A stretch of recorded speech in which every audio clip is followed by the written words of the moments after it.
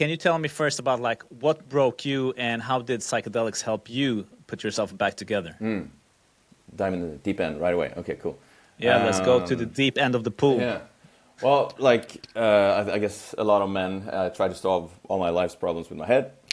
I knew I had issues from growing up, and I knew there was stuff bothering me, but I didn't really know how to fix it because I didn't have the right people around me. I didn't have the right, I don't know, I was just frustrated because I couldn't find the answers that I needed. So I was like instead of trying to figure out how to listen in, I tried to just go all in on trying to figure theories, concepts, ideas. How can I, with the mind trying to solve it? When in actual fact, obviously, that wasn't the problem. It was the emotions, right? But it was coming to a head. I was doing things more, like most of us do. Like when life is creeping up, we do okay. We shop more, we eat more, we drink more, we spend more, we do all the wrong things more, right?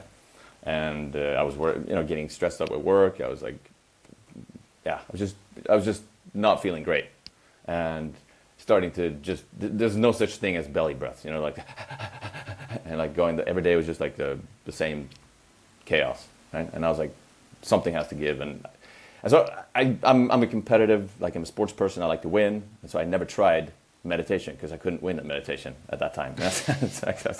I tried it and I sucked at it. I'm like, fuck, I don't want to do this, But at that point, I was like, okay, I need to. This was like 10 years ago. So I'm like, okay, I just got to do it. I mean, obviously thousands of years of wisdom.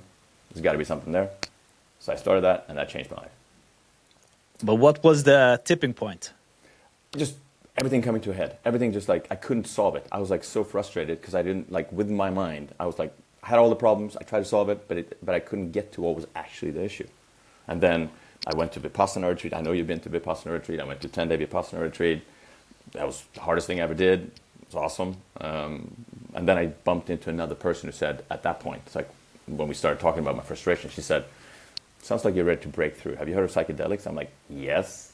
Where can I go? What do I do? And then she gave me a website, and Bob's your uncle, like they say.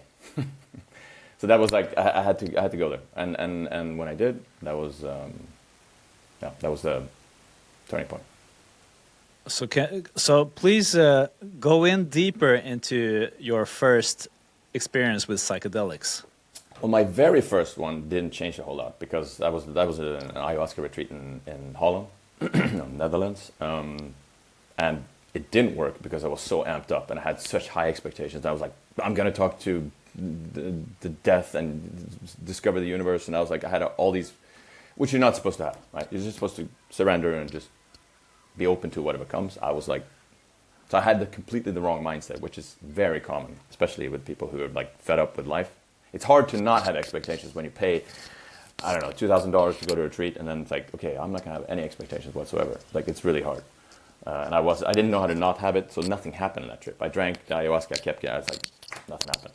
Because I was so, tightly wound up, So, but they say psychedelics gives you what you need, not what you want.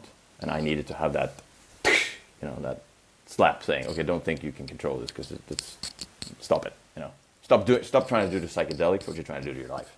It's not going to work. So then my second experience, that's when something happened. That's when I got I was with psilocybin. And yeah, that was amazing.